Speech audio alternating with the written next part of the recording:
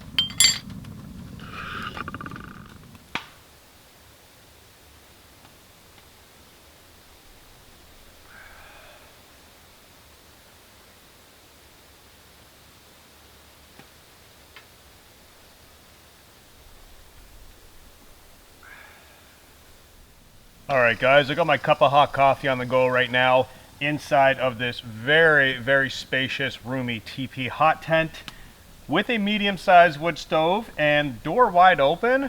I'm almost sweating. Keep in mind, I'm right in front of the wood stove, but even moving back to the far edges of the tent, this stove is throwing a ton of heat. The current temperature outside is 9 degrees Celsius.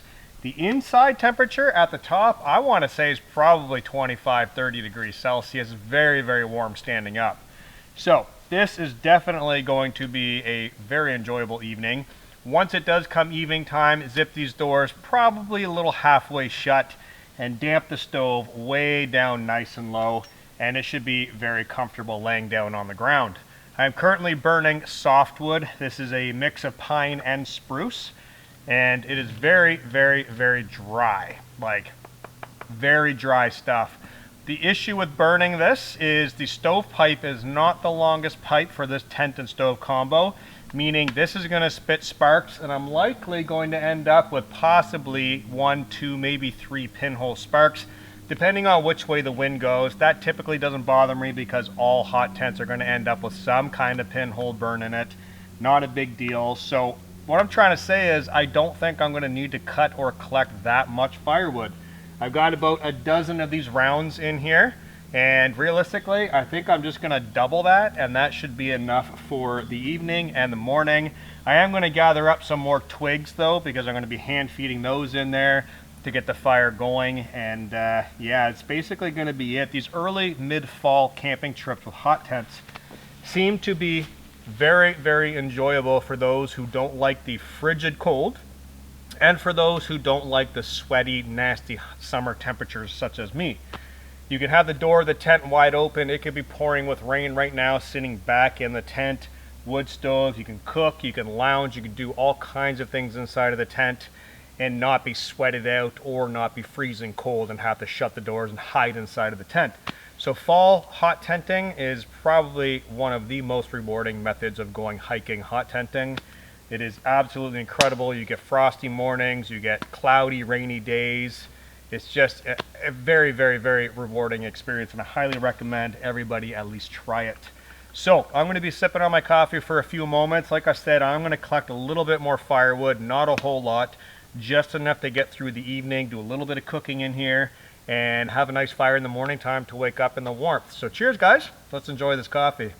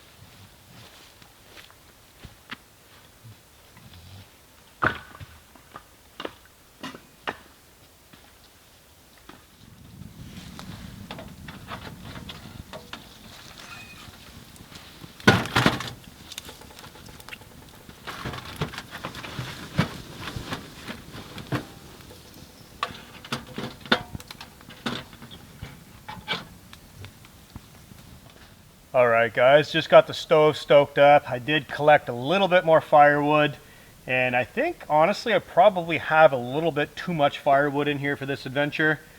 It's really not a lot, but I just don't need a lot. The stuff that I did collect is absolutely dry.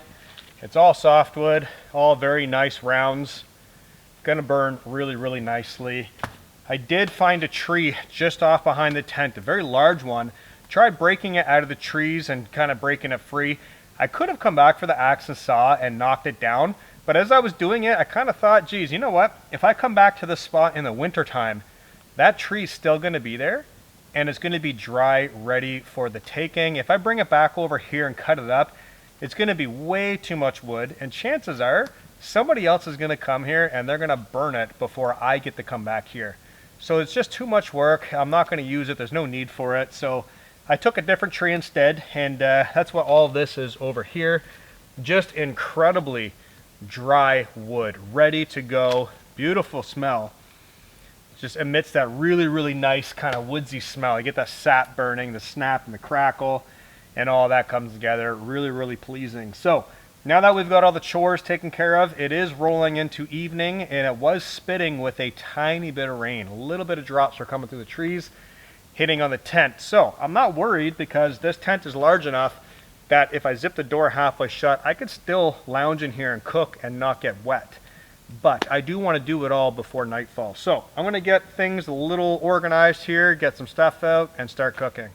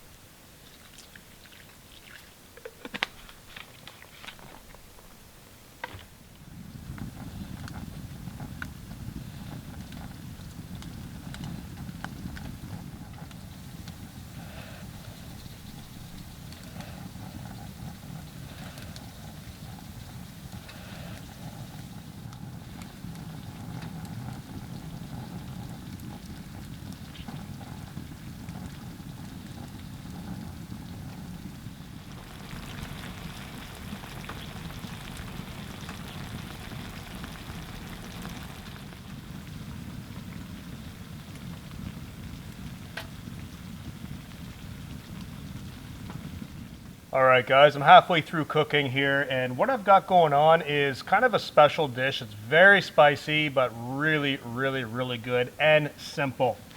So I've got some chicken in the pan, which was frozen, thawed out, didn't get into the danger zone. It was still kind of a little icy when I put it in the pan, so we should be okay there. Now, we could never do that in summertime. Got to wait for fall and winter to do that. The winter time's easy, just bury it in snow, nature's refrigerator. But what I've got in here are some red, yellow, orange peppers, white onion, chicken breast, and curry chicken paste. A little bit of water in there. Cook it down, give it a stir. This stuff is incredible. Absolutely packed full of flavor. Now, Boomer and Flint cannot have any of this. Obviously, the spices are too much, so they already ate food moments ago off camera, and they're both falling asleep. Well, I should say Flint is asleep, and Boomer is slowly falling asleep while sitting up. So I also brought wraps and some spinach. I'm going to be doing burritos with that. Let that cook down, really simmer in there. And I'm enjoying awesome beer. This is Courthouse Coffee Vanilla Stout, or as I like to say, a cup of victory.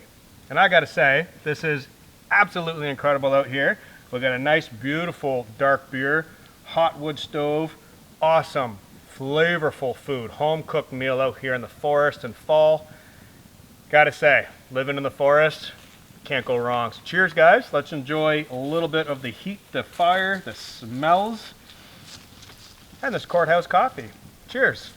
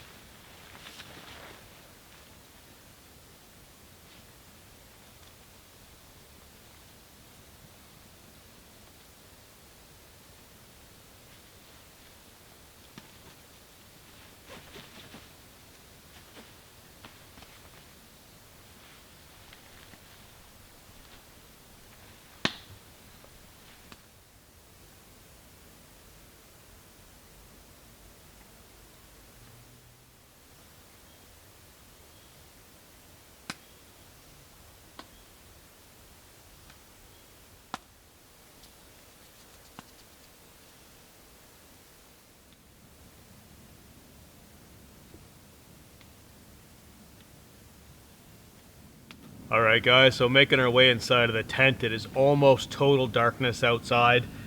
These guys have pretty much taken over my sleeping area. Lucky for me. So Boomer prefers the ground.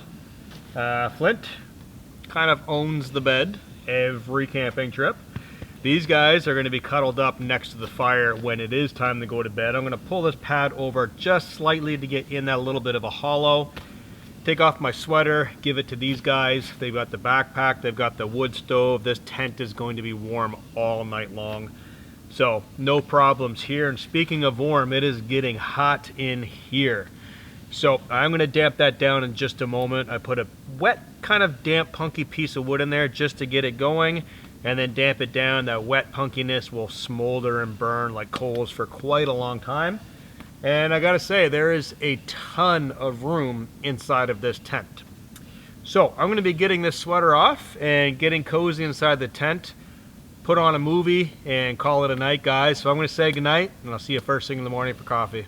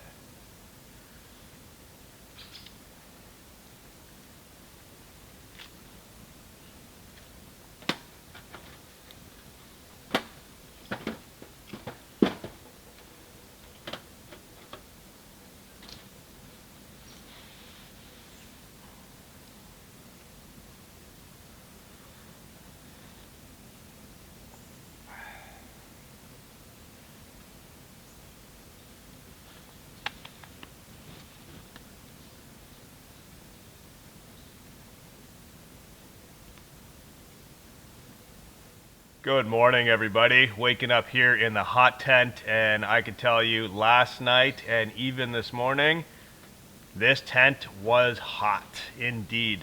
So the doors, you'll notice right now, are kind of in a 3/4 mode open, we'll say. We've got to zip down quite low just to keep a little bit of the heat in the upper portion of the tent.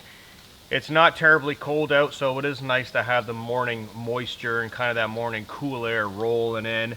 Super nice and dry in here. Just a beautiful environment to wake up to. Got coffee on the go. And very happy to mention that this is the last piece of firewood that I cut. So I think it's the first time in channel history that I have actually cut the proper amount of firewood on a hot tent adventure. The first time that I know of. Let me know if this has happened before. Long-time viewers, I don't know. First time. Looking at stack of wood, usually when it's cold, kind of look at that stack and then double or triple it and you'll have enough wood. Well, last night I was looking at it thinking, yeah, I should have enough, but not really 100% happy with that decision. Knowing that it's not that cold, I was okay. I just needed enough wood to get this fire going in the morning time to wake up and have some coffee. So, stove is rocking out some heat right now. Feels absolutely amazing to wake up and put on nice, warm, dry, preheated boots. Sweater as well. Laid that down for the dogs last night. Boomer and Flint were laying on top of that, as well as my hoodie. All kinds of room in here for them to get away from the heat, which Boomer was way down in the corner while the fire was burning hot, and then he came back up. So having a tent like this for dogs is actually really good in my opinion. They have a ton of sprawling room to get away from the heat source, which is what they need. They can also get in and out of the tent by going under any time in the night to go for a bathroom break. And yeah, it worked out really well. So this morning's very simple. Finish coffee, do a cleanup, let the stove burn out. We are in a pine forest, so again, I'll mention that there's all kinds of these pine needles and duff on the ground, especially the stuff in the tent now is super crispy dry. It wants to catch fire. So I'm going to clear out an area outside of the tent once it is time to pack up the stove. I'm going to dig down right into the wet earth, the wet dirt, the damp stuff, and I'm going to dump the coals in there, pour some water over it, and that way there won't be any hot spots in the pine duff and the pine needles, therefore minimizing any risk of forest fire. So we'll take care of that once this is done. I'm probably just going to relax and enjoy the heat for the next 20 or 30 minutes or so. Let this do its thing, slowly pack up, and then head down the trail. So I want to say thank you guys very much for joining me on this hot tent adventure. You guys know that I love hot tenting, especially in the rain, especially in the snow. Just to have a nice, warm, controlled environment in absolute chaos outside sometimes is exactly what I need. So, lots of hot tenting coming up. Lots of bushcraft videos are going to start happening now that the fall is here and winter's rolling in. A lot of the ticks and mosquitoes and the heat and all that stuff is gone. So, my time to get back out in the woods and start doing what I love the most, other than just camping. I like bushcrafting. I like exploring. I like lounging in the hot tents and kind of rolling around in the dirt and stuff like that. So now we're back into the season where we can do that, and we're definitely going to be out a lot. So thank you very much for joining me. Drop your comments down below, and I'll catch you in the next one.